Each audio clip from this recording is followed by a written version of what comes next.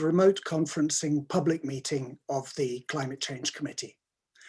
Before we get started, I'm going to introduce everyone and explain how the meeting works. I hope all the participants are now familiar with the mechanics of these meetings. I've asked everyone to keep themselves muted when they're not speaking. If people want to ask a question or make a comment, I ask you to raise your little blue hand within the Zoom meeting and then I'll invite you to speak. For members of the public looking in, I'm sorry you're not going to see loads of little blue hands as these aren't visible in the live web stream. But I will be taking people in the order in which I see them raise their hands. And if anyone has a supplementary point relating to the item being discussed, please raise your physical hand and I will bring you in if it's appropriate to do so. Can I remind everyone that the meetings are broadcast live and recorded and posted to YouTube? So please bear that in mind and please keep yourself in shot at all times so that all of us are visible in the webcast. We've had no apologies, but I understand that Terry Smithson, the director of the Wildlife Trust, Yorkshire Wildlife Trust, who is a co-opted member of our committee, is on sick leave. I am delighted today to welcome Councillor Fiona Fitzpatrick, who's replacing Councillor Danny Myers. Thank you very much to Danny Myers for all his constructive work over the past 18 months. I want to acknowledge that because everyone has been playing an active and important role. And I hope that Fiona will enjoy the time she's going to spend with us discussing this subject, which I think all councillors agree is one of the most important issues of our time. We also have Councillor Martin Rowley with us. Our constitution doesn't allow Martin to be a voting member, but we're pleased that he's participating in the work of this committee. And I will be ensuring that his opinion is sought and included in our deliberations. So welcome to you, Martin. Lastly, as we go on in terms of the people who will be participating, we will be joined by council officers, Sean Gibbons, who's the head of carbon reduction, Will Boardman, I believe, who's the head of corporate policy and city partnerships, and I think Janie Berry, director of governance, will also be with us. And lastly, we have technical officers in the background, making sure that everything functions. If we hear a random voice, that may well be some technical advice. But hopefully everything's going to run really smoothly. In a break with tradition, these remote conference meetings don't tell you where the toilets and the emergency exits are. We assume that you know where those are in your own homes. So we now move on to the substance of the meeting. First thing is declarations of interest. Do we have anyone with a declaration of interest? I'm not seeing anything, so I will carry on. The next thing on our list is the minutes. So we're going to look through and check the minutes of the last meeting. Councillor Melly has sent a couple of typos in and a question about a paragraph. I think Robert, who's our minute taker, has accepted them all already, but I'll just say them so that everyone is just clear what they were. At the end of the last paragraph of item 5 in the minutes, the sentence ends making York net carbon natural, and it should be neutral. So that's the first one. The second one is in the following paragraph, which is the first paragraph of item 6, York Climate Commission. The last sentence should read, to bring together stakeholders across the city to advise the council and promote positive change rather than advice. So that's just another little typo. And then in the third paragraph of that section, York Climate Commission, the first sentence, how those invited to the commission were discussed further. Personally, I think we can just strike the whole sentence out because it's clear that we're then going on to describe other things. Are you happy with that, Councillor Melly? I'm happy with that. Hold on a sec. Just reading it through to check that it makes sense. Yeah, I'm happy with that. Yeah, because I think it all fits, it all flows. We were discussing, we carried on. Okay, that's good. And then I've got a comment to make about the minutes. Paragraph 1 of the minutes of the climate change, item 4, climate change strategy. It notes that it says of me, he noted that while the council was no longer targeting net zero for the whole city by 2030. I want to be clear, and I've checked what I said at the time. That's not what I actually said. What I said was, I noted that while the carbon pathway report that we were about to see didn't commit to net zero by 2030, it's obviously not. Firstly, the council hasn't made a commitment that way. Secondly, it's not for the Scrutiny Committee to bounce the council into that decision.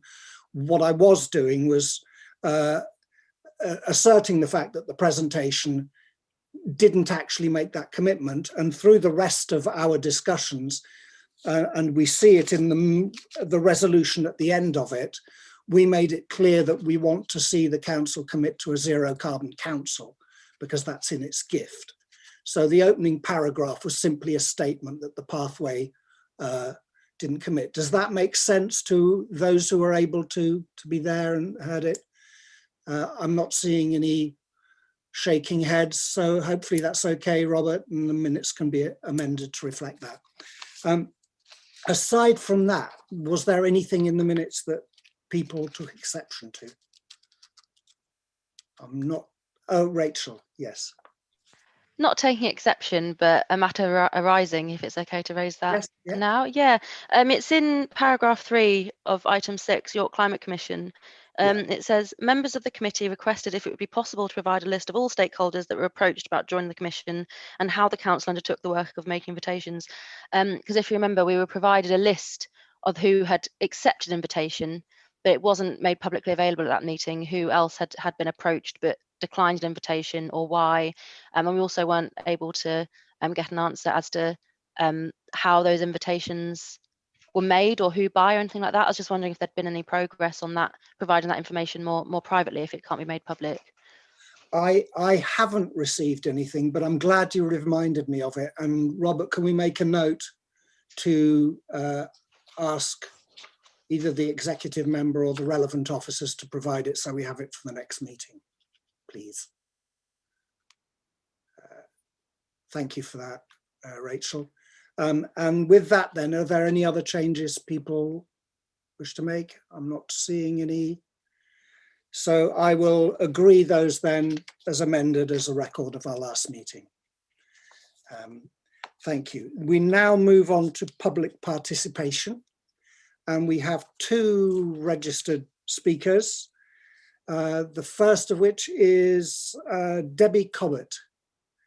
Welcome, Debbie. You have 3 minutes to address the meeting. Thank you very much, Chair. Hello. Can you hear me? We can indeed. Good. I also had a query about the minutes of your December meeting. In item 5, paragraph 1, while it was noted that the amended deadlines for York to reach net carbon zero were to be delayed, the city could still achieve net carbon zero without expending its 5-degree carbon allowance. I wondered what that meant and what this 5-degree allowance might be. And I was also a bit worried that the goals seem to be becoming less ambitious, even though we know climate change is bad and it's our fault and it's unfair. And countries like the UK have huge emissions currently and historically, and yet it's poorer countries that suffer most and have the least power to stop emissions. So you already know my feeling. We should do as much as we can, not as little as we can get away with. And I just remind you that net zero is not zero. Moving on, more knowledge is clearly a good thing. So carbon literacy training, I feel, should be supplemented by the council learning from the community through a wider scope of membership on the Climate Commission, giving meaning to your aspirations for inclusivity, safe communities, and more and better paid jobs, for example. So recognise the ethical injustices involved here. Talk to civil society organisations, trade unions, and faith groups too. You've talked a lot to managers from First and Nestle and David Wilson Homes and so on, but not to bus drivers or builders or residents of so-called eco-homes. I feel it's important also to include representatives from health and education, from hospitals and schools, to talk to young people, and also York College about future employment and skills training. And I've just been in a Zoom with Martin Jones from Housing, and we had a discussion about that in relation to retrofit. I think otherwise, young people face a really grim future. The roadmap says 421 jobs in 20 years. I forwarded a link to Robert about Friends of the Earth and their document for young people and greener jobs. So I hope he will share it with you. And finally, I received a magazine from the council today called Our City, and I was quite surprised to find no mention of any of this scrutiny and climate policy and all the rest of it. So how are folks supposed to know that you have a climate commission and a roadmap if you don't include them in your magazine? Thank you very much for listening, and I finished. Thank you, Debbie, and your points are well made and will be considered as we carry on through the meeting. Mm-hmm. I've got it. I've read from a script, so I'm happy to share that if it would help with the minutes. That would be a good. Okay. Thank you. Thank you. All right. I'll join you on the video call. Thank you very much. Bye. Thank you. Bye. And our second speaker is Tom Franklin. Tom, welcome. Hello. Thank you. You also have 3 minutes. Okay, thank you. Chair, councillors, thank you for allowing me to speak this evening. I'm Tom Franklin, Chair of York Green Party, and want to talk about the net zero carbon roadmap for York, which I note is for York and not for the council, just for the council. First, let me thank you for the work and progress that you are making. It is essential that we work to achieve net zero or better carbon reduction. I'm sure I do not need to remind many of you that if we fail to address the climate emergency, much of York will be underwater in a few hundred years. The cost of doing nothing is far higher than the costs in solving this crisis. We believe that what is discussed in the report is less than the minimum that we need to do in York, as it excludes Scope 3 emissions, that is, those things that are produced elsewhere and then imported into York. To give just a few examples, concrete and steel both release huge amounts of carbon in their production, which is not accounted for here. Similarly, food production and flying are not included. As a city without heavy industry, this makes it look much easier to reach net zero carbon than is in fact the case. It is also essential that you stick with a target of zero carbon York and not just City Council becoming zero carbon. Do not allow the executive to dilute this. Only last week, the council missed an opportunity to address waste and recycling because the government might, at some time in the future, change the rules. We simply do not have time to wait. We are very concerned that the council is still considering what is potentially one of the biggest increases in carbon emissions in the city. I'm referring to the dualling of the Outer Ring Road. The Combined Authority is currently reviewing their appraisal criteria to address the climate emergency, and it is essential that York does so too. Building it will require huge amounts of steel and concrete, and it will lead to significant increases in traffic on the roads, not just the ring road, but the feeder roads too. If the ring road dualling is to continue, it should only be done so if it can be done in a way that does not lead to increased carbon emissions. We hope you will consider the report very carefully, and when considering the cost of addressing the climate emergency, you will remember the far greater costs of failing to do so. Thank you very much. Thank you, Tom. And as I said before to Debbie, we'll obviously be including your thoughts in our deliberations today and in the months ahead. So thank you very much. Thank you. Thanks. You are welcome to watch the goings on webcast. Thank you. Thank you. Right. So I'm turning further through. So we're now getting to a report which I think that Sean Gibbons is going to present on carbon literacy training. Members will be aware that we held a session 10 days ago, I think it was, of carbon literacy training, and I think 6 or 7 councillors participated in it, and it'd be good to get feedback. I've not had any feedback sent to me from those who participated, but I'd welcome any ideas today, and obviously I was participating in it. So Sean, welcome to you. Thank you, Chair. Hello, and yes, would you like to introduce the report? Yeah, thank you. Just to note that this report was prepared prior to the training being delivered as well. So there is new information. I'm really interested in your feedback. So carbon literacy training we've identified as being a really important element of our aspiration for the city to achieve net zero carbon by 2030. Raising the understanding of carbon across the city and empowering both our residents and our businesses to make positive decisions that contribute to achieving net zero carbon. As you mentioned, Chair, we piloted a training session last week for members of the Scrutiny Committee, and that was delivered by a local organisation called Speak Carbon, using nationally available resources that have been developed through funding by BEIS. We're really interested in your feedback on how the training went and how we could roll that out further in the future. Wonderful, thank you, Sean. So I think you were there, weren't you, Rachel? You were, yes, I'm trying to remember who was there. Everything 10 days ago is a haze, yes, and Derek was there as well. And were you there as well, Tony? I seem to, yeah. So it would be great to have your feedback. And obviously I formed my view as well. Who would like to go first and express their views?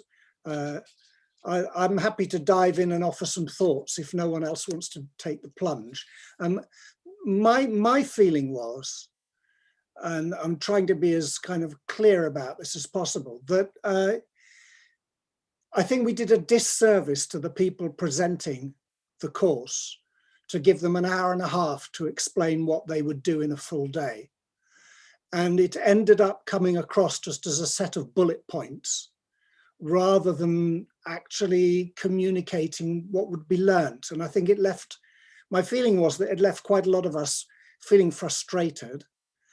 I also feel that it really brought home to me the fact that I suspect there isn't a one size fits all for this kind of thing, because what we bring to the table makes a massive difference to what we need to learn, know and learn, and to share in peer-to-peer communication. So half of what we lived through that evening was proving that climate change exists. And I didn't personally feel that benefited me at all. And I wondered if there would undoubtedly be some people for whom that would be very important information, and others for whom it would just not add very much, and that there might be more focus for me. I felt I would benefit more from a focus on what is best practice, what are people doing, how are they doing this in local authorities. So those were my thoughts. So I felt we didn't really see the best of the presenters. I think they did a good enough job, but what we asked them to do, I don't think helped us. And I didn't really feel I'd learnt enough to make a judgment. And certainly I didn't feel that a 1 hour course or 2 hour course wouldn't necessarily be useful to others. I'm seeing 2 hands here.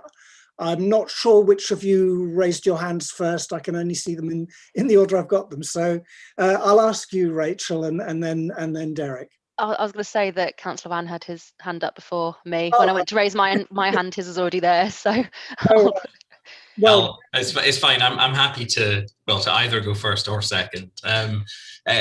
Christian, I would agree with what you were saying there. I think it was actually unfair what we asked the trainers to do on that occasion. I think they were basically asked to rush through a whole load of things. For me, it felt not like training, but like meta training. They were basically trying to explain to us how they would train people. And I don't think they did anything wrong necessarily. I just think it didn't work. There was too broad a range of things being tackled. And it was at the very end of a very long day for myself. And I just, I wasn't concentrating very well on it.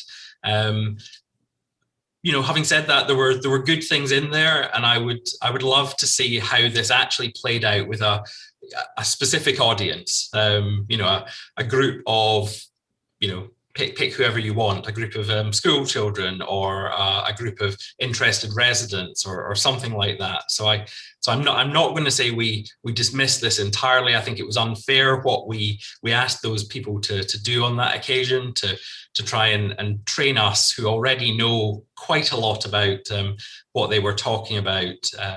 So it didn't come across great to me, but that's not to say there weren't good things in there that we can keep going with. Brilliant, thank you, Derek. And yes, I share all of that. So, and Rachel, yes, what do you think? Yeah, I agree with everything that you've both said. Really, I think they were clearly very knowledgeable and talented facilitators who've put together. They've developed. It looks like they've put a lot of work into developing quite a good program, and it could be excellent. But looking at how little we covered in 2 hours, when climate change and what we need to do to achieve net zero is such a huge, vast challenge that covers so many different areas, and we're talking about proposing a 1-day course, 6 hours, 8 hours, something like that in total. And when I look at how little we covered in those 2 hours, I'm not sure that a 6-hour, 8-hour course is going to scratch the surface of what we need to know and what we need to do. We're talking, I think, in the proposals in the report in front of us is for for phase 1 to be 2 cohorts of 24 people. So it's presumably not going to be very tailored or very specified. What we really need is this sort of level of training or higher for every department and service across the whole of the council. And if it's broad and general, it's only going to cover really the basics of what we already know, and not the next step, and I mean the next 10, 20, 30 years of steps that we need to do. Yeah, I think that's my thoughts. Okay, that's great, Rachel. Once we've gone round our reactions, then I think we'll try and get our heads around what we would like to see, because I think we've got a useful part to play there. But yes, if we can carry on unpacking. So my screen is showing me, I don't know if the hands are meant to rise to the top in the order in which people have raised them. I'm really not clear. So I've got Tony next, and then Rosie, and then Fiona. So Tony. Thank you, Chair. I echo the comments made. It was an hour and a half have been talked at with very little opportunity to actually have an interactive or ask questions. And that's not a criticism of the people concerned. They were trying to get something over in 1.5 hours that really required at least 3 days, I would have thought, to do the job properly. And there is a simple fact as a teacher, if you talk to people 1.5 hours, their concentration disappears a little bit because they're not engaged. And that's the difficulty. We were asking people to do something that was quite impossible. We certainly need more training because this is a massive subject. I don't want to know about the science of it, did 4 years at university, but what I do want to know is how we're going to tackle climate change. That's the key thing. Thank you. Thank you, Tony. Rosie. Thank you, Chair. That's been really interesting for me, actually, because I didn't attend the same session as that you're referring to. But a good 2 or 3 months ago, I did take part as one of the pilot attendees of Speak Carbon delivering one of its courses. I don't know whether it was the same that you received. I think it seems like it was a bit different, really. But my experience of being a participant on a, yes, fairly basic level refresher on carbon and the problems of it, with a small group of other stakeholders, really, not necessarily professionals or senior leaders or anything, just a group of willing participants from the community that had come together, was that it was a really good place to share ideas and talk and remind ourselves and give ourselves a bit of a kick up the backside as to, you know, oh yes, we do know this, but really, do we know it? And it was a really positive experience. I thought they had a lot to offer, and I think from hearing what you've all said now, it's clear that there needs to be different levels, of course, and that no, we shouldn't rush to just say that whatever you what you receive is now appropriate for. You know, it really does need to be refined and targeted, like Councillor Melly said, and honed in on the different departments if it's going to be a council bit of training. But in terms of supporting them to deliver it out in the community to all sorts of different groups at different levels, I think it is worth that. I think that's definitely a way to go.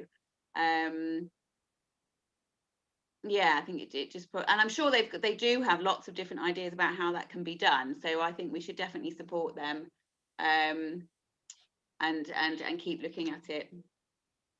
Thank you. Yes, and just before I move on to Fiona, you just used a sentence there that goes to one of the hearts of this challenge. You just said, oh, it was good to meet and share and talk, and of course we're all just two-dimensional representation on screens in each other's houses. And there is a level upon which this kind of peer-to-peer communication or teaching or learning is crying out for us to be able to share a space again and work in a different way. And that must be a limitation. Fiona. Thank you, Chair. Well, I'm sure Councillor Baker has made the point before. The reason we weren't here is because we had the Education Scrutiny Committee at the same time.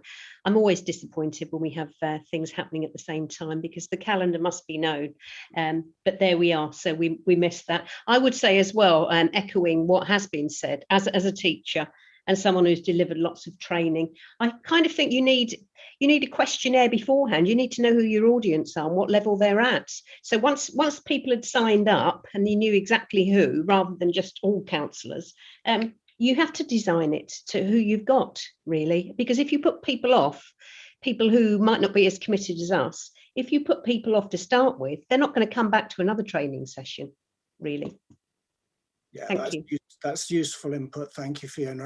And I know Sean's taking notes as we go along, but plainly understanding your audience and tailoring stuff to them is one of the keys. I also felt that the sessions I've participated in on these kinds of issues that have benefited me have often been ones where there's amount of gameplay involved, where you're there with a group of 10 people and you're set a challenge, and together you try and sort out the challenge, and in the doing of it you then begin to understand aspects of a situation that you hadn't understood in previously. And we didn't have any time for any of that at all. We simply had a lot of bullet points, but it was clear. I don't know if others who attended got the same feeling. I did feel that in the fourth part of the presentation, they seemed to be indicating that they would get to that point. And of course, we never saw how that would work or whether it worked. Are there any other constructive thoughts of those who attended that you'd like to put to Sean? Yeah, Rachel. Thanks. Yeah, just looking at this agenda item and what we're supposed to be doing today and how we should conclude. We've been asked to provide suggestions to the exec on whether to proceed with the training, options for funding and the mechanism for delivery. So I think we need to look at who this training is for and how it will be rolled out. So I'm going to make a point that I made at that training session, but I'm going to make it again because we're in public now rather than in a private session, and I think it's important that scrutiny is public. My concern is the purpose of this training, who it's for, and what we as a committee want to recommend and why, because there are lots of really excellent, incredible local community climate change action groups who I think we should empower, but we are a council scrutiny committee holding the council to account on their actions to reduce climate change. So while I think we should be doing everything we can to support citizens and their whatever actions and trainings and things they're doing, in terms of what we should be doing as a committee, I think it needs to be more focused on structural change. So for example, on page 8, where it's about the rollout, the very bottom paragraph talks about how this training helps with learning to bring carbon literacy training to the wider public with the aim of behaviour change and that sort of thing, which is great. And absolutely, we need every single person out there to do their bit and do what they can to reduce their personal carbon footprint. But as the council, we need to be doing more to actually empower people to make those changes than just providing training courses. So people are knowledgeable already. Climate change has been an issue for decades. People already want to recycle more, but because of us as a council, they can't recycle Tetra Packs or yogurt pots or whatever. People want to drive less and use public transport more, but because of what we do as a council, the buses aren't reliable or frequent enough. That sort of thing, which is why I think the training is really, really important for all councillors and decision makers and senior officers in every single area of the council, whether it's housing or transport or energy or all services. But I'm not sure whether it's looking at the cost of this training, whether paying for training for members of the public is the best use of council funds when it doesn't necessarily actually empower people to reduce their carbon footprint. If maybe that money would be better spent on actually improving council services so that people can make individual personal choices to reduce their carbon footprint. Sorry, that was a bit long-winded, but that's my thoughts on that. No, and then that makes a lot of sense. I mean, I think we did sort of discuss that at the meeting, I think, or maybe I was chatting with Pete Watkins afterwards. I'm not sure now, but with previous meetings, we've kind of agreed that the city council can't do climate change to people. We have to do it with people. But at the same time, what you're saying is, given that all resources are finite, we should focus that training on making sure all councillors are as informed as we can be and all staff across the council are as informed as they could be in order to be able to deliver those changes and make the opportunities available to residents, rather than throw ourselves too widely at this stage and not focus on putting our house in order. I think is that what you're saying? Is that? Yes, and as a climate change policy and scrutiny committee, we're here to do what we can to make sure structural changes happen and to hold the council, scrutinise the council and their policies, not just So I think in terms of what is really needed at a governmental level, of course, and an international level, even more so than locally, but our role as councillors and on the local council and scrutinising the council is to do with local government and structural change, not just empowering people to make small changes in their day-to-day life, though that is important too, obviously. Yeah. I'm quite sure we'd all love to organise training for the cabinet and all sorts of other people in House of Parliament, but yes, our focus here at a local authority level, you're saying it should be on us. I've got two more speakers. I'm not entirely sure whose hand went up first. I'm going to call Rosie and then Martin. It was Martin, but I'll be quick. Oh, sorry, I'm getting this wrong every time. So I'm going to. Anyway, but I'll be really quick.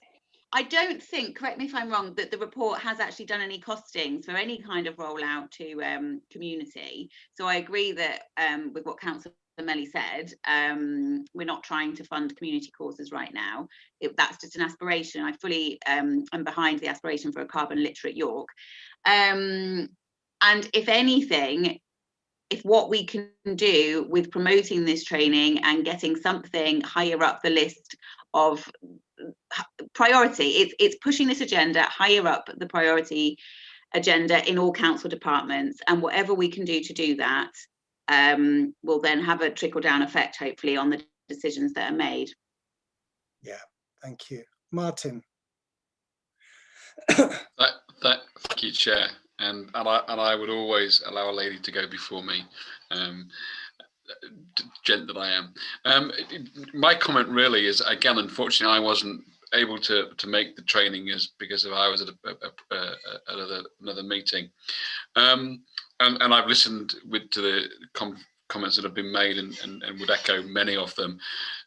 My question really, in terms of trying to influence those decision makers, and we've mentioned there about senior officers and also the City of York councillors, but an area of delegated responsibility that we haven't looked at would be parish councils, and they do have delegated spending and decision making power. So, what involvement could we have to include parish councils? That's a very good point, and thank you for that. I hadn't thought of that at all, and I suspect there are problems. We don't all have parish councils in our wards, but certainly those of us who do will be aware that there is vast difference in engagement and understanding of these issues from place to place and from parish councillor to parish councillor. So that's a good point. Chair. Yes. Sorry to butt in there. Just to provide some clarity around the order of raised hands. In a participant list, the one at the top of the list is a person who raised their hand first and goes in sequential order. I was beginning to wonder if that was it. It's like cream. The cream rises to the top of the milk, and that's what I'm meant to be. Yeah. Okay. Okay, thanks. I'm going to hope I get this right from here on in. There was another point that I was going to raise, and that was in relation to this awareness for staff. The other members may not be aware of this, but back in 2008, I was involved in getting the council to adopt a sustainable procurement strategy and policy. And it was a very, very thorough piece of work, and is used in places like Cornwall as a local authority, the Greater London Authority, various local authorities across the rest of Europe. And it just disappeared from view. Corporate memory loss for all institutions, including ours, is a very difficult beast, because you can decide something together and 3 years later, the person who put it in place isn't there and everyone forgets it ever happened. But what it brought home to me in relation to what you've all said is that part of what we're trying to do is to get everyone's education on carbon literacy up to the point across the council that they recognise the opportunities in their own work. And the kind of thing that came up when we were looking at sustainable procurement all those years ago were things like, how do you paint the windows and doors of council buildings? What are you painting them with? Are you using oil-based paints or water-based paints? What's the environmental cost of those two things? What's the maintenance cost of doing it? Getting to grips with the carbon emissions. And the same thing is also done when you're looking at cleaning buildings, the use of cleaning products. And so the point was made earlier by one of our public speakers about trades unions and community groups and all sorts of, it has to be the case that that level of understanding needs to reach all the levels of the council's workforce. And the other thing that I came away with, which has come to me as you've all been speaking, is I really came away with the idea that one of the things we should be looking to do and advise the executive as part of this process is to ensure that there's a way for all employees in the council to feed back their specialist understanding in a way that doesn't cause them grief when they spot something that's not working or could work better. Because quite often the people who are doing a job have an understanding of where the problems may lie and where solutions may lie. And the challenge is, how do we create an environment where people feel comfortable to say, you do realize we're wasting carbon emissions here, and we could do it better if we only did this. So that was something else that had come back to me from the discussions. Rachel, yes. Yeah, so what we've got here is a kind of proposed 3 phases for rolling out this training, and we've got some costs for phase 1, which is delivering the training to councillors, senior officers, that sort of thing. And I think the idea is that by phase 3 and possibly part of phase 2, yeah, it's more of a kind of skill share. We get trained up, they train the trainers, and it becomes a bit of a network, all sharing our knowledge and skills, which is kind of what you've just been saying, isn't it? So maybe what we need to recommend to the executive is a process and a system for doing that, to make sure it happens and to facilitate that happening as well as possible. Yeah, I mean, do you think, because I think from the way Sean introduced it and the way our discussion has gone, my feeling is that we're not actually ready to do this. My feeling is that we need to have some more thought. We need to give Sean an opportunity to respond to everything that's been said, and then maybe come back to our next meeting with some ideas as to how we make this work better, how we make it more targeted, how we respond to particular groups, how we do, as you've just said, Rachel, and how we encourage that peer-to-peer communication in a more constructive way, to actually think through all of that, rather than diving in to spending some money when we've really effectively identified that what's proposed here, just 2-hour training sessions, isn't really likely to deliver the kind of benefits that we'd want to see. Does that make sense to everyone? And Sean, do you have thoughts? Yeah, that makes sense, Chair. Thank you. Yeah, I get the message that the training needs to be targeted to specific audiences really well, and that there is different audiences that we target. I think maybe tailoring the course to too many groups, there is obviously a cost implication associated with that, and we need to get the balance right, that we're targeting a sufficient number of audiences to make it relevant, but not so many that the costs start to spiral out of control. And Sean, you're working with the corporate management team and all of that. Do you have an opinion for us? And I hope this isn't kind of putting you on the spot, but do you have an opinion of whether there's a need for this to happen at a senior level as well as at more junior levels? Do you think there would be a benefit to looking to get the corporate management team engaged in such an exercise sooner rather than later? Is there an order in which this should take place? Do you have a view? You are putting me on the spot, Chair. All right, okay, well, make it vague. Let's talk I about a different local authority. I think I can respond in a sense that the urgency, that the most significant urgency is to make sure that those individuals with the greatest responsibility, the greatest opportunity to affect change, receive this level of training first. And so using that logic, it would make sense that senior leadership, senior management are prioritised for this type of training. Yeah, thank you. Rachel. Yeah, so are you suggesting not making a recommendation now because we just need to go and do some more work? So I agree, but my concern is that this committee only meets formally roughly every 3 months, and as it's an emergency, and as Sean's just said, getting this training rolled out, especially to senior officers and decision makers, is urgent. Is there like a compromise somewhere in between so that we're not waiting at least 3 months to be able to get started?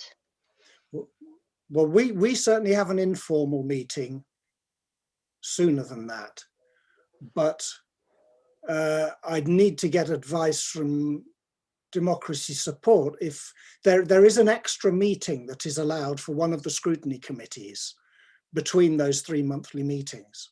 And I would certainly be happy to, if Sean's able to produce a report, a further report based on what we've been talking about, to push Democratic Services to see if we can get something back to us in the next 4 to 6 weeks. Does everyone think that's a good idea? Hang on, we've got a comment from Scrutiny. No worries. I was just gonna say, yeah, we can go away and have a check with colleagues just to see what kind of timescales we could potentially have a commissioned meeting or something like that to be able to go over it if those timescales work. Brilliant, thank you. Yes, so I've got, and now I'm going to get this right this time. We've got Rosie and then Martin. Thanks, Chair. I agree with Councillor Melly that, and I don't agree that we need to wait or go back for any deeper dive into this, or we could make a decision now. Well, we can see how people's feelings are today about phase one, and based on what Sean's advice was just now about there's an urgency for the most, senior people that make decisions to push this up their priority list and get them around the table to have this training. But if we ask Speak Carbon, can they do that? Can they prepare the best, most tailored, most relevant training sessions, yes or no? And then go with it. I don't see any reason to wait. Okay, thank you for that. And I'll wait till I've heard from the bit before responding. Yes, so Martin. Thanks, Chair. Again, maybe a solution for you. The CSMC, the Customer and Corporate Services Scrutiny Management Committee, does have a monthly slot for call-in stroke any other business, and maybe yourself and the chair of Scrutiny could maybe have a chat, and there may be an opportunity or a window to bring it there. Just an option. Yeah, thank you, Martin. That is vaguely what I was thinking of, but I need to pin it down and have a chat with the chair of Scrutiny Management. Thank you, Fiona. Yes, I agree with that. I think that's a really good idea that Councillor Rowley has just made. I just want to say something that I know Councillor Melly put in the chat earlier, and it's a message to Sean. Your microphone's very, very low, Sean, and it's just that I know you're speaking on the next item as well. I don't know if it could be any louder. Thank you. Thank you. Yes, so I can only again tell you my experience of trying to make things happen, and we've all got those experiences because we're all councillors trying to do that. With this subject area, what I've always found most frustrating is how difficult it is to get best practice examples from other local authorities that you can just go, well, what are the best 10 local authorities in the UK or the best 10 in Europe or whatever it is doing on this particular initiative, on cycle paths, on renewable energy, on whatever it is. And my intuition is that whatever we do with senior corporate management, senior officers, more senior officers, needs to engage with that, putting best practice solutions in front of them. And I would certainly want whatever course was put in front of senior or more senior staff to include information that they can walk away with of, oh, well, this is possible. This is what they're doing in Coventry. This is what they've done last year at the GLA. This is what they're doing in Edinburgh. Because quite often it's that real practical stuff that unlocks the hesitation that exists in all large organizations. So I understand your urgency, Rosie, but I would very much, I understand everyone's sense of urgency, but I'd very much like just to give Sean a little space to see how you would tailor this for more senior managers, rather than go with what we've got here, which we were really unsatisfied with. Because I would hate to go 2 steps down the road and hold a meeting with senior managers and managers and have them go, well, this is a big waste of time, just as we did, not because the subject isn't important, but because we haven't presented it in a way that really enables change to happen. What do people think? Rosie, and then I guess we need to wrap. Yeah, sorry. Thanks, Chair. It's just that everybody said that had received the training last week that it wasn't what you received was more information giving. It wasn't really what the training course was going to be. And having been in contact with the carbon literacy people, the Carbon Disclosure Project that came to this committee a few months ago, who run nationally, this nationally accredited courses, I know, and they've told you, I'm sure as well, that they do tailor it specifically to departments. I don't think there's anything in this report that's saying they're not going to do that. I think I would happily propose that, you know, if there's enough people around this table today that agree that phase 1 is quite important, that I would propose that we go with that, and we're not committing anything necessarily until we've seen the training course and it happens. I would strongly oppose sending this back to anywhere else. We're the committee that can make a decision on whether we think phase 1 of this training at a high level of relevance to senior managers is important or not. Could we agree that we were happy with the idea? Well, the phase 1 training presumes a number of 2-hour sessions. Are people happy that we've pinned down to a sufficient degree what we need to do to be able to say we're happy with 3 2-hour sessions for 48 participants, and when we meet in 4 to 6 weeks' time, we're looking to see how that's going to be tailored to a particular group of people? Or are we saying we're holding back until we've properly understood the group of people we're going to and what's on offer, and then we'll plump for a phase? Tony, and then I'm seeing Rachel's hand. Thank you, Chair. The key thing about any sort of training is tailoring it to the specific needs of the people who want it. Before you actually do training, you really need to have a background knowledge through a pre-questionnaire of what the participants know already and what they actually want to get out of it. There's no point just saying, here is a course, do it, because it may be inappropriate. And that's the problem. We need to get some kind of pre-information about what all the participants we're proposing to put in front of this course know already, what they want to get out of it. And it may be that the course is tailored at different levels. So people who have no real understanding of climate change can go at the bottom end and start at the start. Whereas somebody who's got a fairly detailed knowledge of climate change, I'm sure there are several on this committee who well into that state, will actually be able to start at the higher levels and proceed at their own pace. And that's the way we need to get the training done. A one-size-fits-all will not work, and we're just throwing our money away. It needs to be stratified, responsive to the needs of the people who are doing the course, and then it will achieve some benefit. We'll get value for our £5,000.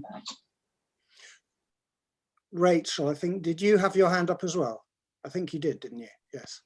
Yes, because all of these costings for doing this training for 48 people, that's 3 2-hour courses for one group of 24 people and 3 2-hour courses for another group of 24 people. Yes, the trainers may well have developed or be able to develop specific tailored courses, but that's not what this is. Like, realistically, a group that size, 24 people, who will be from all across the council, all different departments, all different areas, and different departments, different portfolio areas, and that sort of thing. It's not going to be tailored or targeted. That's not what we have the costings for in front of us. Yeah. And any recommendations have to be based on cost, and we just don't have the costings for that. I mean, and also, I mean, it's 48 people total. It says that's councillors, senior management, and internal climate emergency groups. Well, aren't there 47 councillors? And this is only for 48 people. So we have no idea how much it would actually cost to provide any targeted training, or exactly what kind of level of seniority it would be able to include in that first cohort. Yeah, I think I agree with you. I think I'd like to make a suggestion then, because we've had a number of points made by various people.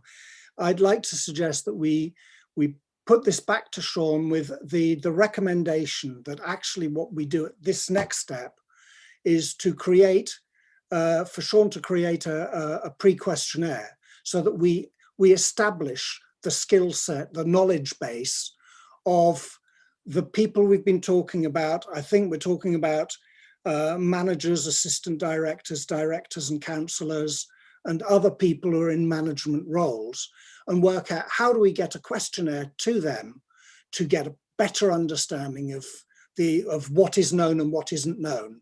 And then in 4 to 6 weeks' time, whenever we get that meeting, assuming we can get that slot, to then at that point review what we know about the potential client database, or whatever, however you want to express it, and then shape what we think we can do next. Does that make sense to everyone?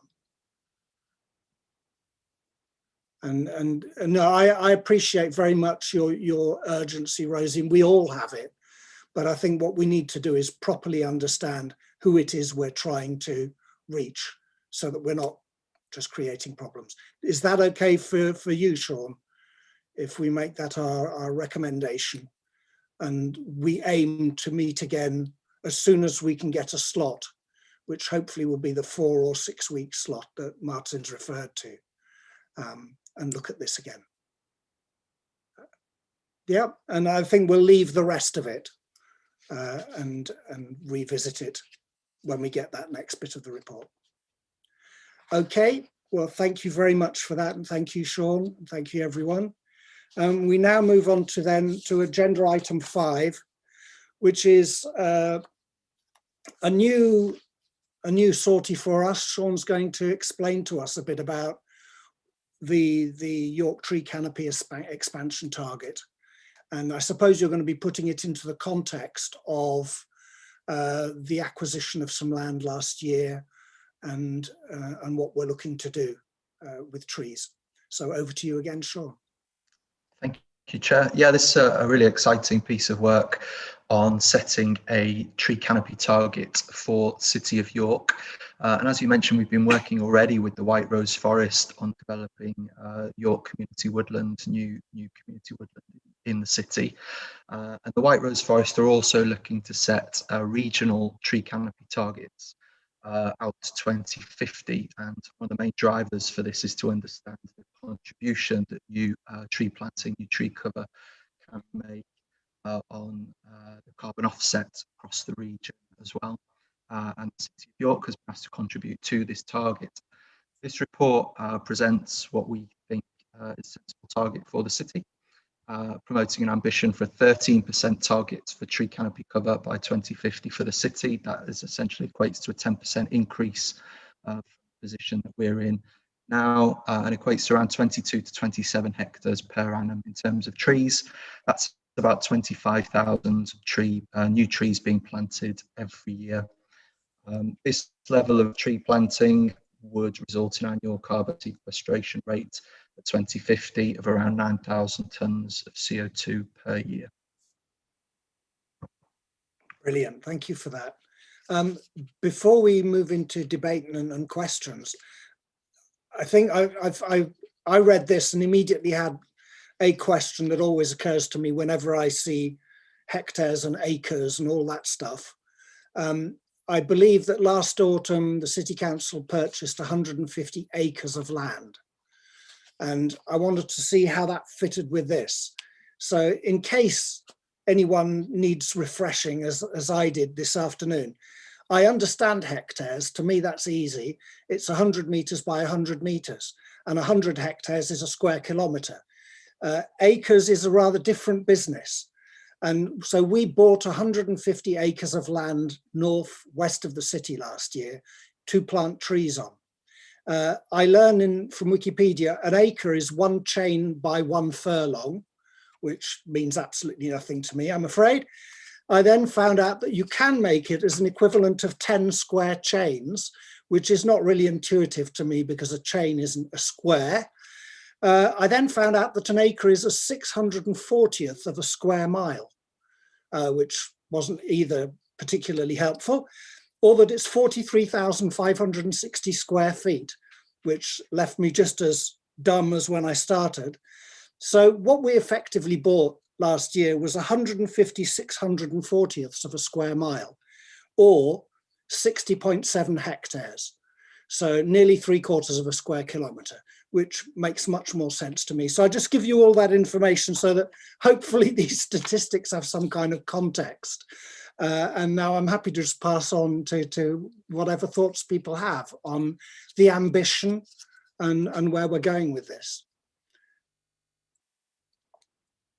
I've got Rosie and then Tony and then Martin. Me, thank you. So a couple of questions. It doesn't strike me that 13% it's only just 2.2 or something increase from our average is massively ambitious, especially when there is actually an awful lot of land available that we could use. So I just wondered, you know, and I know there's a lot of constraints on lots of areas of this land, but it doesn't strike me as hugely ambitious. What I do think is quite ambitious is the fact that the report says we would need to be creating a woodland the size of the one we've agreed to at Knapton every 2 years. And I'd love that to be realistic and see some plans for the rollout of volunteers and how we can make that happen. But again, is that realistic every 2 years to plant one of these woodlands?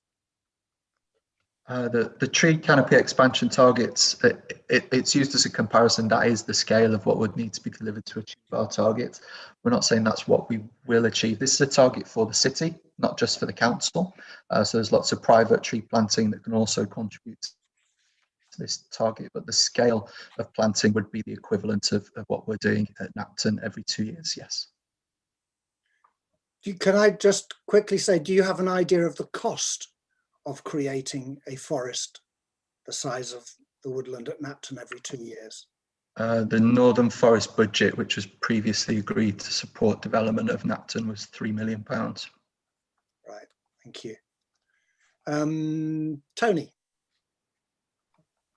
Thank you very much. 13% is certainly aspirational, and I hope we can achieve it, but there are many, many problems with this, and I think we should be aware. My parish council has over 2,000 trees in its care, and we have been told that we will lose between 600 and 800 of them over the next 5 years, because we'll lose most of our ashes to ash dieback. We're already seeing trees having to be cut down, and we're going to lose a lot of our horse chestnut trees to a combination of bleeding canker and the leaf miner, which are destroying the foliage. So it's not just a question of actually increasing, it's going to be a matter to some extent of replacing trees that naturally die off, which due to the, and some of those diseases, incidentally, are exacerbated by climate change. So there's a challenge there. The other issue we're going to have to face is that if you actually look at the statistics for which areas have got the highest level of tree coverage, you'll be surprised to find that most of them are urban. And the reason is because many of the rural areas, or the rural authorities, have got a lot of their land already occupied by agricultural uses. And that, of course, means no trees on the areas where you're growing crops.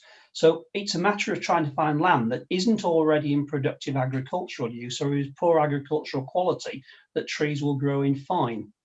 There are other thoughts about this as well, which is that obviously increasing the tree canopy helps other strategies. For example, the pollinator strategy. Many trees, lime, horse chestnut, produce enormous amounts of flowers and pollen, which is beneficial for that. And it's also the fact that trees also provide a habitat for birds to live in. You know, there's a lot of other benefits other than just increasing tree canopy.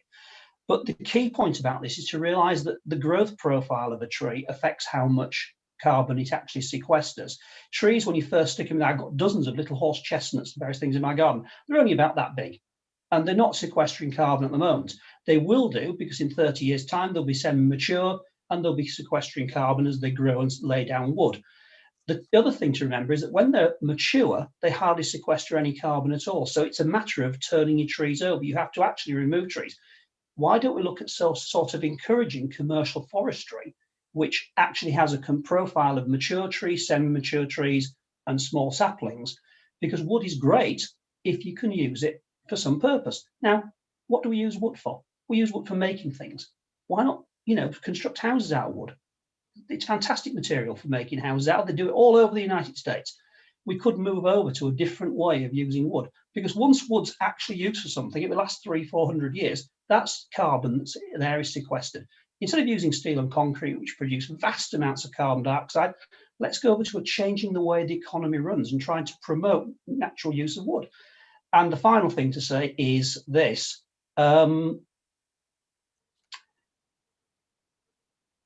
We're not going to do this on our own. We need to encourage private industry, private farmers to do this. The other thing we tried in Rydale was to include willow coppicing.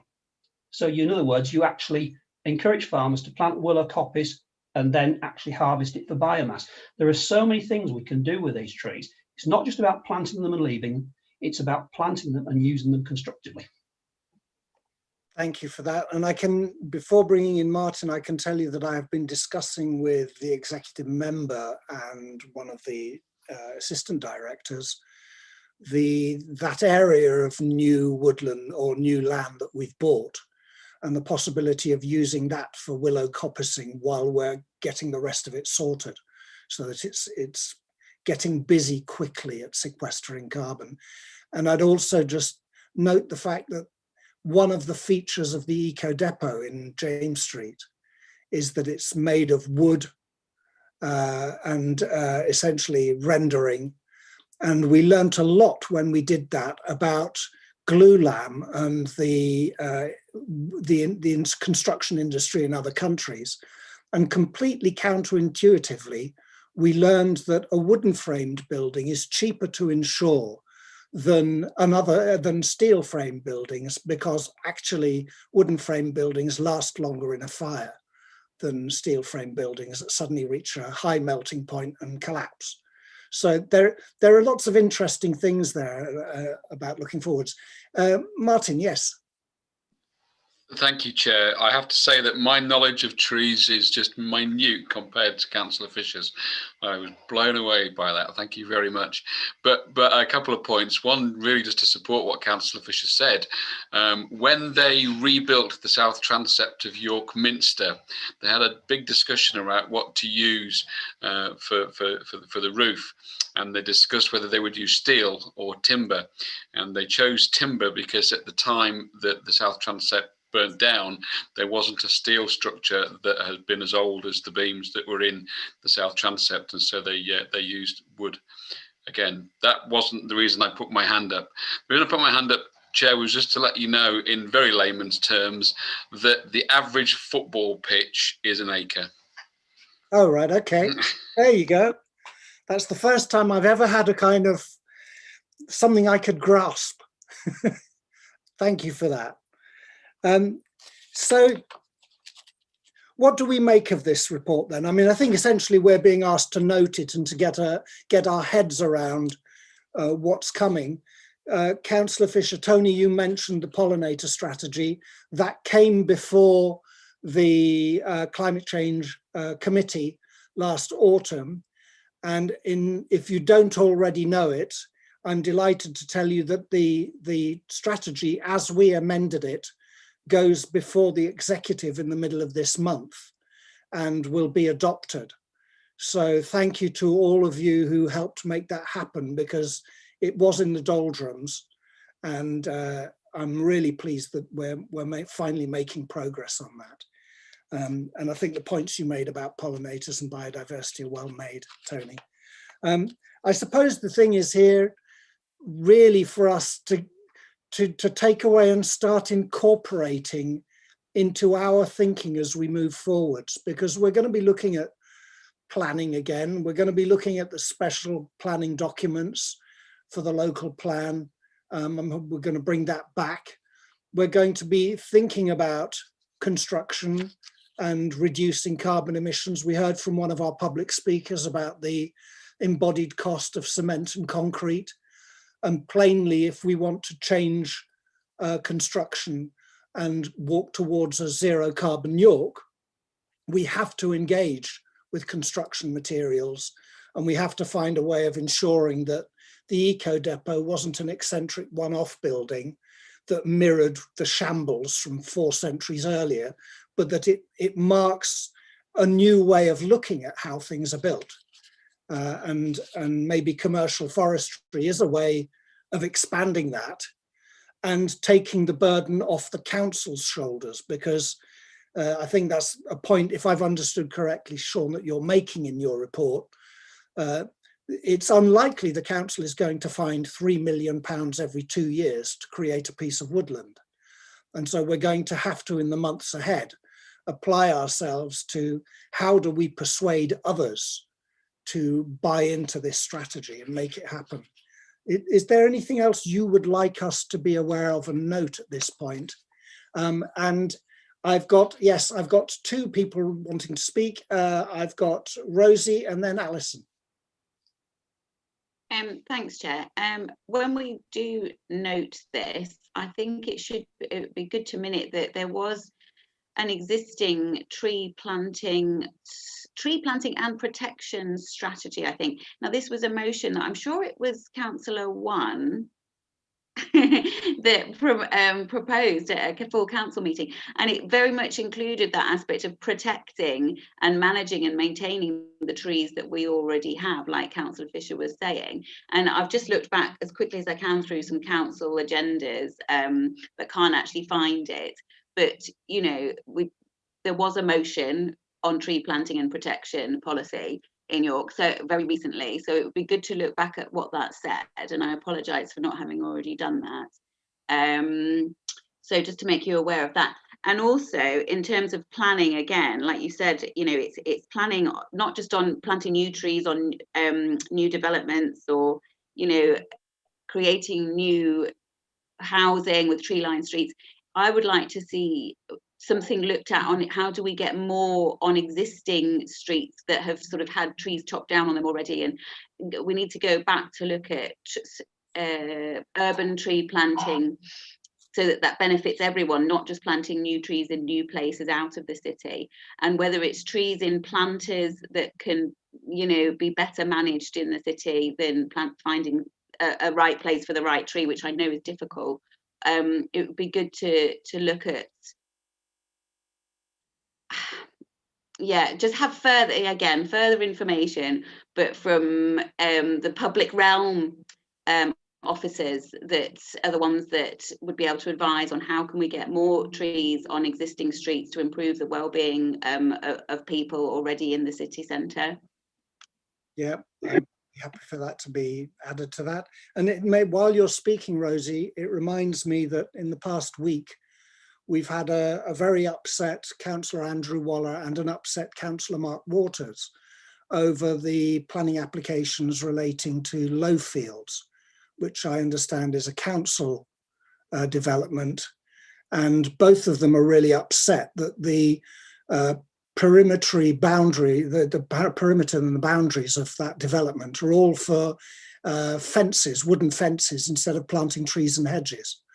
They were both very much questioning that and feeling frustrated that the council wasn't able to put its own put its own store in order and see that as an opportunity to protect biodiversity and cut carbon emissions, instead of just slapping up dead pieces of wood on the boundary. So that feeds into the other comments we've made about the commercial aspects, and as you say, about us leading by example. Alison, you had your hand up a bit ago.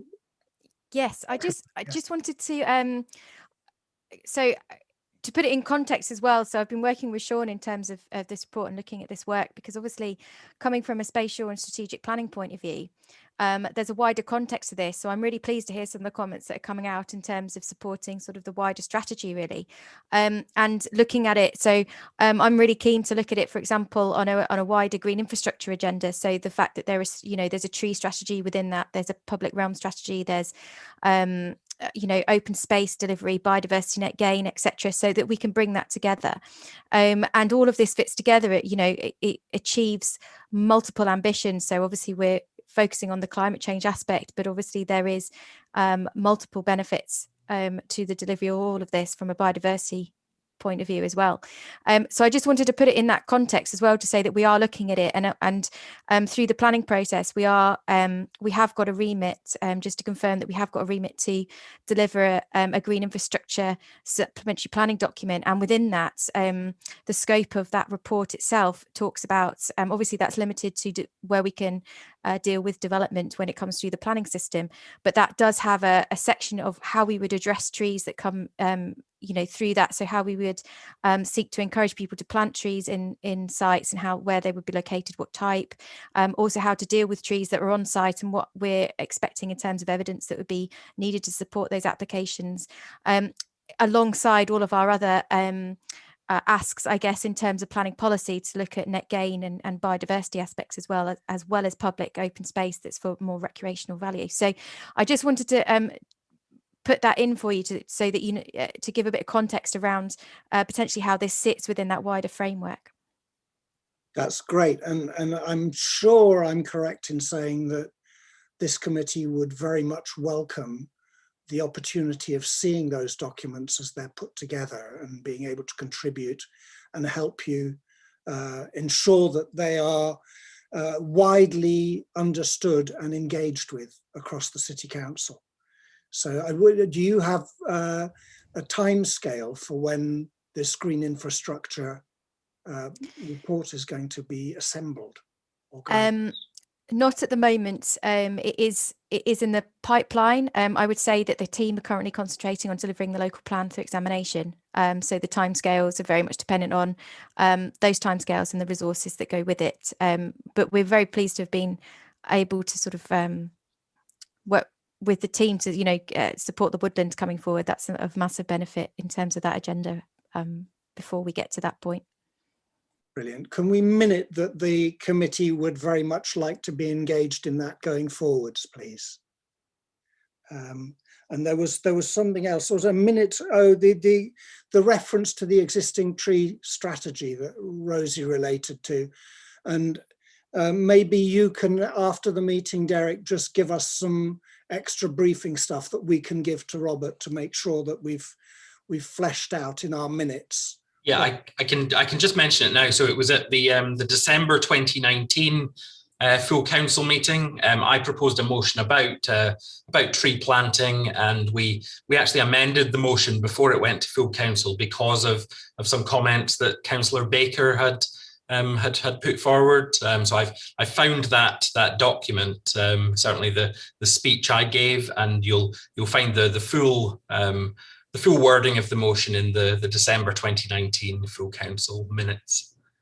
Fantastic. So if we can include reference to that in the minutes, and the points that have been made about ensuring that we're not just looking at pockets of forest outside the city, but we're also looking at the opportunities within the city.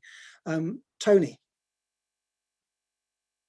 Thank you, Chair. There are some other issues that need to be thought about when planting trees, though, because you need to plant species that are appropriate to the location, and preferably plants that originate in the local area, because they will have immunity to local diseases.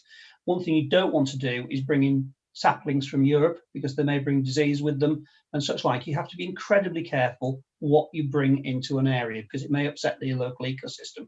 The other area I'm concerned about is the lack of protection for trees in national planning law. We have lost 5 trees in Strensel, big ones, relatively recently, where there was no protection for the tree. They were quite large trees, didn't have tree protection orders on. I tried to talk 2 of the people out cutting them down. They didn't, just went ahead and did it anyway. Plus the fact that we've lost several trees in a conservation area recently, in one case without permission. But there is far too little protection for trees. And I would expand that, because as well as trees, we've also got hedgerows. Hedgerows are so crucial for wildlife to live in. I mean, I heard a song thrush singing. I haven't heard a song thrush singing near my house for years. And that's because a lot of the hedges have been grubbed up.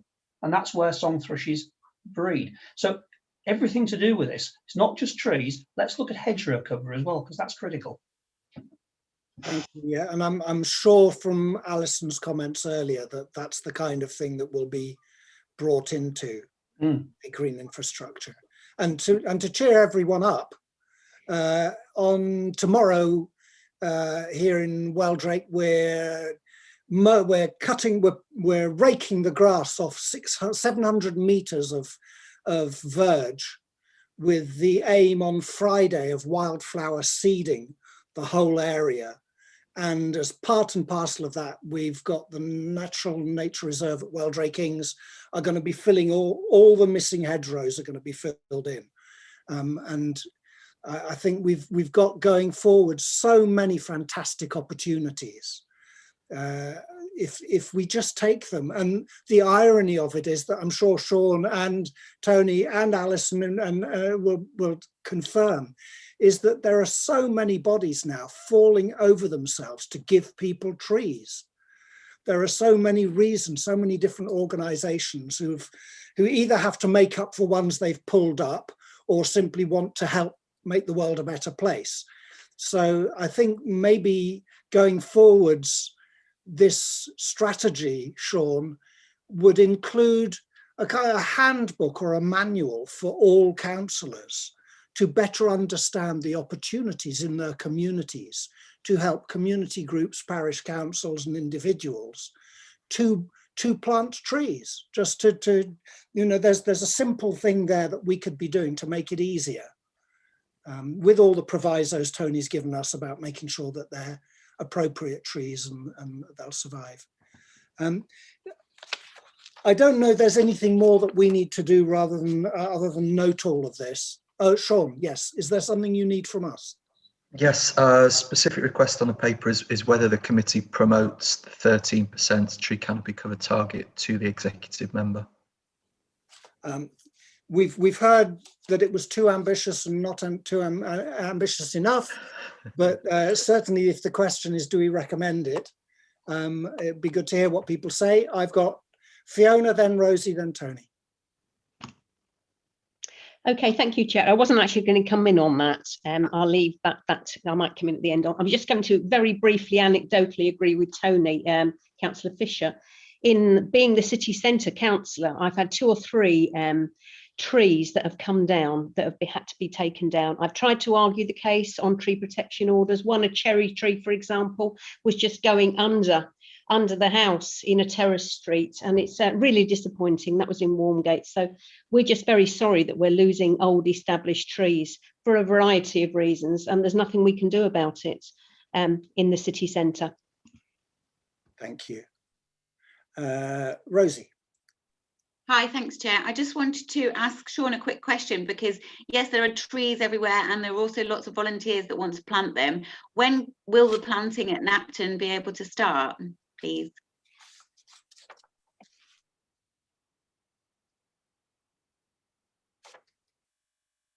You're muted. Sorry, I'll mute myself. So tree planting seasons typically run from, I think, October till March is a tree planting season. And we're hoping to start tree planting in the next available tree planting season, so 2021-22.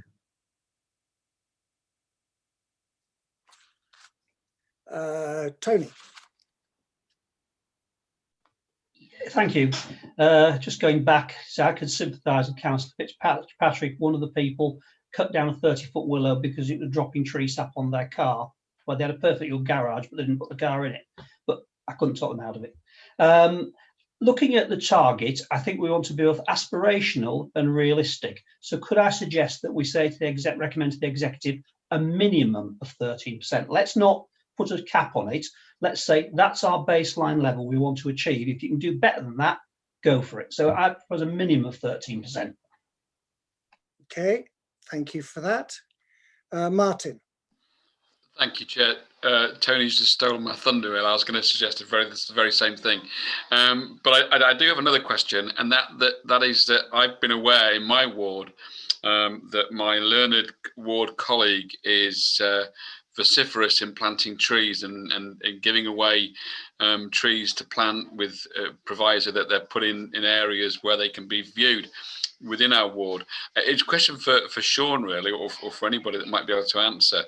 So is there some kind of register or log? I appreciate, what constitutes a tree, but is there a log that kind of registers where new trees are planted? So, and if so, does that then go against the target of the 13% that we've got? Yeah, so a good question, Councillor. Thank you. So we've signed up into a partnership with the Urban Tree Observatory, which uses a combination of aerial photography and also on the ground citizen science to track progress against the target, and they will help us report how we're doing against the tree canopy targets. Thank you for that. So with changing the words then that the Climate Change Committee supports a minimum of 13% target for tree canopy cover. You happy you have what you need there, Sean, to... Yes, thank you. And I'm not seeing anyone shaking their heads against. Am I right in assuming we're all in favour? Yeah, not seeing any. Good, okay. Let's move on. Thank you for that, Sean. And it'll be good to see what happens in the months and years ahead with an ambitious target. So we now move on to what I think is our last agenda item, except for bookkeeping stuff, establishing key performance indicators. So we've asked this to come back just because we looked at it at real high speed in December. And it's basically the stuff of how you make change happen. And once we've educated everyone and we're all comfortable that we know what we're doing and we've all agreed that we've got demanding and exacting targets to deliver a zero carbon council, what we need to have is the data set to measure our progress towards it. And this was in the back of the appendix of the Climate Commission report. But I thought it would be really useful, I think we all did actually at the end of last meeting, to have a further discussion, Sean, about how these can be used constructively to deliver change so that we can better contribute to the discussion as to which of these needs featuring, and if there are ones that are missing, what we think's missing in order to get to our goals. So I'll let you take off again, Sean, and introduce this topic to us. I actually didn't have an introduction for this one, Chair. This is a returning agenda item, but yes, in at the back end of the work that Leeds University did for us on a net zero carbon roadmap for York, there was some information, some analysis in there of what kind of key performance indicators we could attach to tracking how we're doing against progress towards net zero. And then this is an open discussion on those performance indicators. So, I mean, the key issue here, I think, is the balance between the indicators that are there to drive council service improvement and change, and the indicators that will enable us to judge how the city is moving towards a zero carbon future. And I'd like to have your thoughts as to where that balance lies. And I also noted that the indicators I was seeing were all about the technical stuff about how many cars are being driven and whether people are cycling and things like that. What I didn't see, and I was keen to find out if other cities do it and how we would do it, is how we go more broadly. And here's my example. If we transform 7,000 council houses and retrofit them all to Passive House standard, and everyone who's in those houses has £1,000 more a year to spend because they're not spending the money on petrol, on heating rather, the risk is surely that a percentage of those people will go, yeah, that's great, okay, we've got more money to spend on shopping and flights to exotic foreign locations, in which case we'll have gone nowhere and our emissions won't have fallen. And that led me to thinking, well, how do we create low carbon leisure opportunities in our city so that people who have disposable income have a better series of choices?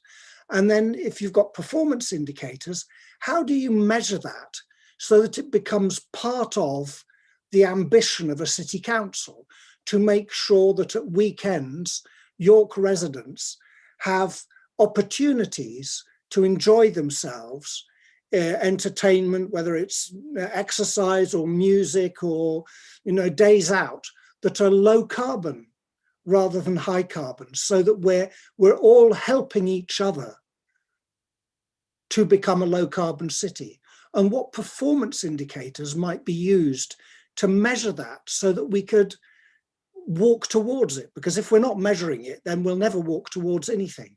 So I was really keen as a kind of opening gambit to just get a sense, Sean, of whether there were those kind of performance of indicators around used by other places, and whether that was something that we could incorporate in York. I don't know the answer directly to that question, Chair. I think it's quite interesting way they posed that issue. I think almost a performance indicator is inbuilt into the system, and we're kind of seeing a move now of consumer-led demand for lower carbon goods and services, and that kind of consumer-led demand is almost a key performance indicator of itself, that's demanding change from the organizations that are providing those goods and services. Yeah. And are there ways for, if we were trying to reduce the carbon cost of freight into the city, are there envisaged in the report, as you've got it here, ways of measuring that? Is that already in your plans? Yeah, I think we need to go a little bit deeper than what's presented in this report, and we've started working with the York Civic Trust and the Transport Advisory Group in developing those KPIs in a bit more detail. So it's not just about numbers of vehicles that are switching from combustion engines to electric vehicles, but it's more about modal shifts, and it's about vehicle kilometres as indicators towards performance as well. Mm-hmm. What did others think of the plethora of indicators in here? Were there particular things that the modal shift thing is a very interesting one, because we're at the early stages of creating the 285th local transport plan, or whatever it is, and what has depressed me about that process, if I've understood it correctly, is that we've had this string of documents, and actually if you look at the DEFRA figures, the carbon cost of electricity has come down in the last 20 years, but the carbon cost of transport and heating has done practically nothing. And the local transport plans haven't proved to be a useful vehicle for what they've aspired to do, which is modal shift. So I've kind of very much felt that we needed to stop talking about a local transport plan and instead talk about a local mobility plan, so that we actually change the discussion. So we're not presuming any kind of vehicle, we're just looking at what people need to do and how they need to get from A to B. I wasn't sure when I looked through these indicators that we were yet thinking like that. And if I've understood, Sean, you're saying that we aren't yet. We've not yet got that in our KPIs. Is that correct? No, but that's the direction of travel. That's something that we're looking at. Yeah. Okay. I'm seeing a lot of confused faces over this, I have to say. Are there particular aspects of performance indicators that others on the committee feel that we need to be engaging with in order to deliver this zero carbon York, both from the point of view of the council's operations, the things that we ought to measure in different departments, whether it's education or leisure or transport or waste, or the broader picture on the wider city? Rosie. Hi, thanks, Chair. Yeah, so a lot of them are mentioning things to do with, well, of course, domestic homes, but also build everything about retrofit and fabric first and all of that to do with energy. Green Homes Grant, I can't say that I know exactly what's going on with it at the moment, but I really think that that's one way that the council can support residents and should be really offering as much input and advice and making it as simple as possible, which I know it isn't, to access the Green Homes Grants. And maybe, if maybe I'm still holding out for that being quite a good scheme. And actually, if it's not, going to work very well for very many people, to look at something other than that. And I know we're doing an awful lot on retrofit, but yeah, to have an update on how the Green Homes Grant is being supported, or whether that's going to make a big difference for people to get on and do, it's called do what your community energy rollout as well. They try and get people to do it themselves, isn't it? Supporting you to do your own green renovations, and trying to provide funding for that would be in addition to what the government is offering in the Green Homes Grant. I think that's got to be an area of focus to make sure that people's homes are as warm and as efficient as possible. Yeah. Martin. Thanks, Chair. I guess that the whole kind of area around KPIs are really only useful if there's a robust monitoring system in place to challenge whether they're being met. And I guess the wider the net of throwing out KPIs, the more difficult it is to monitor them. So that would be my only kind of comment on KPIs. And maybe we should concentrate on those that we can influence more immediately, and then when we know we've got those under control, maybe widen the net. Thank you for that, Martin. Yes, Fiona. Yes, I would agree with that, really. I just want to sort of say that for my first meeting, I don't feel, hands up, fully qualified to absolutely comment completely on this. I want to spend more time. I want to talk to Sean outside of this meeting and upskill myself before I start just talking for the sake of talking and recommending things. But certainly, I think KPIs, they need to be sharp, focused and measurable. Thanks, Fiona. I know we've thrown, you're in the deep end.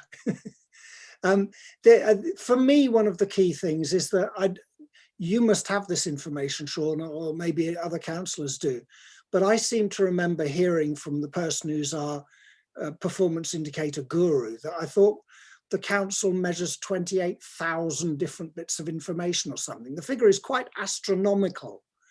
And what concerns me about that is that if that is what shapes how we present ourselves to the world, we really need to make sure that we have enough of those facing towards climate change and climate action and carbon reduction.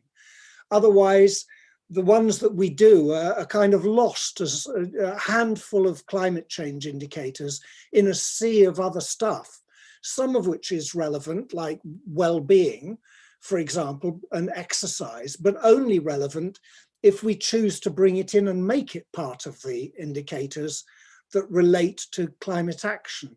So I suppose that's my interest in this is to try and understand how we make sure that climate change is firmly on the agenda, while taking on board, the points that Martin's made and others, that they've got to be useful. But as I understand it, that's how local authorities report to national government that they are delivering on their agenda. So is that a correct understanding, Sean? And do you have any feelings about the areas that we could, going forwards, maybe people we could invite to a future meeting in order to properly rehearse how do these performance indicators work for climate change?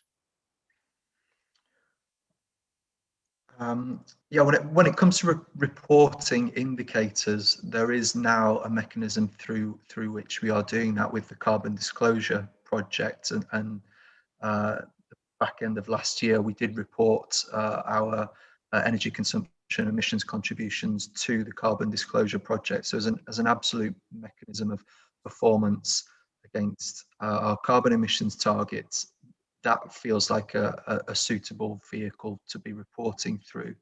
But there are contributing measures that are having an influence on those emissions and energy demand across the city that we could measure locally.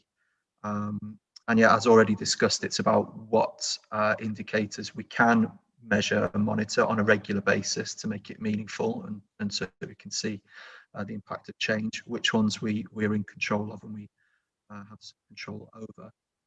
And then communicating those is the last thing as well, and making sure that we're highlighting those and getting the message out to the public as well on how we're doing against those indicators.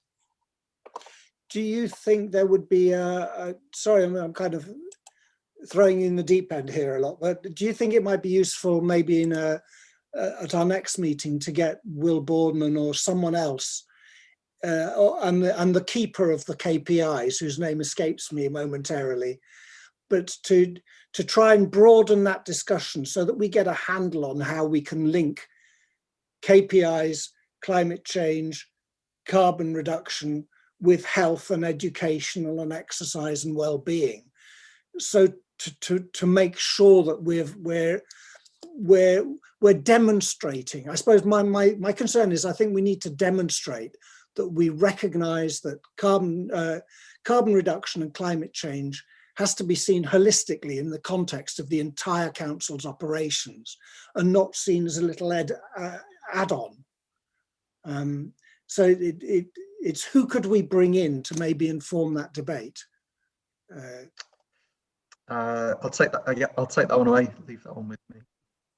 Does that sound okay to members? I mean, I'd really like to explore how we can knit this together so that we're not a little climate corner in a large operation. Does everyone, broadly speaking, support that to come to a next meeting if I talk it through with Sean in between now and then? Rosie. Thanks, Jed. Just literally like reflecting on your comment about so that we're not just a climate committee in the corner. You know, I think we have come a long way from that. But a way to ensure that big strategic groups are still linked up is that, yes, we've now got the Climate Commission, but there's also, which is a citywide partnership, and this approach of citywide partnerships is great, but there are quite a few now of these large citywide partnerships. I think there's one called City Leaders Group or something, not entirely sure, but they should also be linking in. So I think, you know, I would like to know when the Climate Commission's first set of minutes will come to this committee. Obviously, we can talk about that in work plan. But you know, how are they linking in with their how is the Climate Commission's KPIs linking in with other big strategic citywide partnerships KPIs? And it would be good to see a sort of map of citywide groups and of that higher level of decision making and strategic influence, and just to be reassured that they're also talking to each other. Yeah, and I suppose that relates back to the comment of one of our public speakers to make sure that the Climate Change Commission, the Climate Commission isn't isolated from all the other bodies that exist, and that information gathered in one part reaches the other parts. Are you comfortable if Sean and I talk about that after the meeting and think how we could bring something forward to another meeting? Is that okay, Sean? Okay, yes, Tony, and then yeah, and then Rachel. I mean, I read this. Wasn't at the December meeting, but I read this with a great deal of interest because, first of all, it gives us an idea where we are on, you know, on the climate, and how we're doing in the city. And we need to have a baseline figure, sure, because we want to know how we're doing. But can I just say something? Weighing a pig every day does not make it fatter. You know, we need to measuring endlessly and setting ages, setting up performance baseline figures is not going to solve the climate crisis. It's just going to tell us how well we're doing with a bit more accuracy. But we do need to look very clearly at the implications of this report, because if you read through a lot of the charts, it sets a hierarchy for what were the most effective things. And to me, rather than just worrying about saying we're doing very well, we've reduced climate change by this much, it's actually getting on and implementing those processes that will actually bring down the amount of carbon this city puts out. And that's what we've got to be very, very careful to do. We mustn't procrastinate about worrying too much about metrics. Let's get on and actually look at what are the most important things that will actually quickly influence climate change in this city, and let's go on and do those. Okay, Rachel. I was just going to suggest, Councillor Baker, whether when there's discussions between meetings, whether it should be the vice chair should be included as well as the chair, just so we have as many voices as possible without having to call a full meeting. Yeah, of course. No, that's points well made, and we do try, don't we, Rosie? Oh yes, sometimes, yes. Yeah. Oh, definitely. No, I don't feel excluded, but thank you, Councillor Millie. Yeah, sorry, I don't want to kind of communicate that I'm just going to go off and do what I like. So points well made, Rachel. This was just for our information, so I don't think there's any recommendation to be made here or agreed. But I hope it's been useful to give us all just a further chance to look at the kind of things that are going to feed into that zero carbon pathway. So I think we'll end that one there, and then the next agenda items are the forward plan and the draft work plan and any other business. So at the moment, yes, the draft work plan, as you will see on page 63, is a forum meeting looking again at the relationship between the local plan and the climate change strategy. In particular, those of you who were on the committee last year would have known that we will remember that we discussed a whole variety of things related to special planning documents, and the fact that we all know our local plan hasn't been adopted for 70 years, is it? I don't know. Something deeply disappointing and embarrassing. And, you know, we can all point fingers back and forth, but it doesn't really take us anywhere. What really matters, from my perspective at least, is, and I think it's what we explored at that meeting last February, was that because we've had all that struggle about a local plan, we've never ended up agreeing the special planning documents that would sit with it.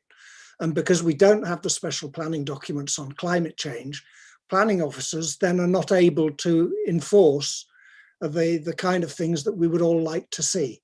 So the idea is that that informal meeting on the 20th of April will give us a chance to look again at that, to refresh our thoughts and get our head round what that relationship is between the various documents, so that we can be more active in encouraging change and encouraging that resources are made available across the city to enable that to happen. So that's what's down for this meeting. We earlier said that we'd call back an in-between meeting on the whole business of carbon literacy, which would fit in between now and that 20th of April day, or maybe if we could make that 20th of April date the formal meeting. We've already got a date there, and we could make that the date for carbon literacy. Does that, if that sounds okay? I mean, I'll discuss that with scrutiny officers and see if that can be the. Is everyone happy with that? If we look to that date to either do both of those things or to use that to do the carbon literacy. Rosie. Yeah, thanks, Chair. That sounds a good idea. Could we just also note about communications as a further idea down the line? Because what one of the public speakers said, the first public speaker, was, you know, about her recent edition of Our City, and I think she made a really good point. And I do know that our communications team at the council is working on some kind of climate emergency citywide communications plan or consultation. I do know those things are going on, but just for our work plan at some point to have an update report on how the communications about climate action and climate emergency commission and the climate emergency commission is progressing to go out to the public. It would be really good to have an update on that. Yeah. Shall I ask the comms team to come to either this meeting on the 20th of April or our next formal meeting, so that we get a report on that Yeah, I think it's worth just putting it down as a request for an update, and hopefully if it needs to go into a priority list or on our work plan, then fine, but just so that it's good that we get to talk about what we all would like on the work plan, and if it all gets noted down, then it's there, isn't it? And when it gets heard, whether it's in public or not, we'll see how that goes. But I appreciate the public speaker's point about that, because again, sharing knowledge and driving people's enthusiasm has got to just be a continual branding part of our work. Yeah, I strongly support that. I think you're 100% right. Tony. I totally agree with the comment about communicating what is going on to the people through our city, because I mean, I stood on a manifesto of a cleaner, greener city, and you know, it's something I passionately believe in. And it's not just about tackling climate change. There's so many other things involved in that, because tackling climate change has massive offshoots. And one of the things we can say is it's an opportunity. It's an opportunity to create jobs.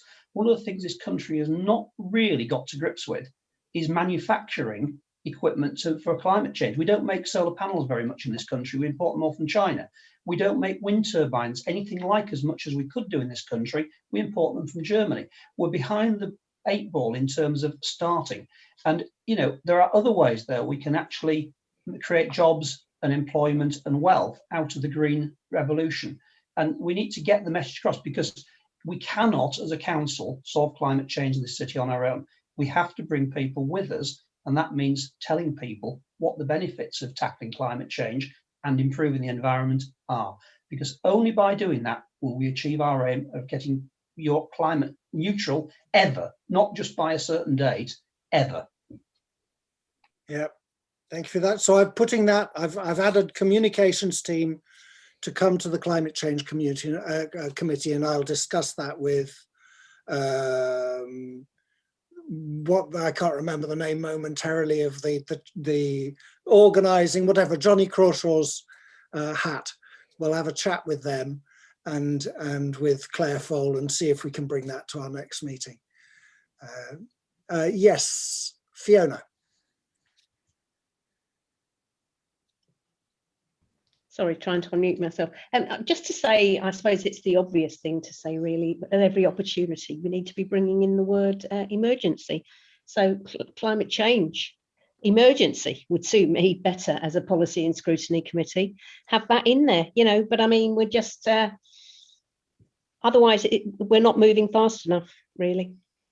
Well, so I just want to have that recorded, that I think emergency needs to be mentioned at every opportunity. I'm glad you've said it, and it has been said many times, and Rosie said it many times. I'm happy if you want, as chair, to be delegated, to just go and talk with Janie and find out what it takes to just change the name of the Climate Change Committee to the Climate Emergency Committee. I don't know if it's a complicated business. I suspect it's just a constitutional thing that just has to go before full council, and we all just say, yeah, and then it's done. So if everyone's happy to delegate me to do that, I'm happy to do it. I think we've got a full council meeting coming up in 2 or 3 weeks.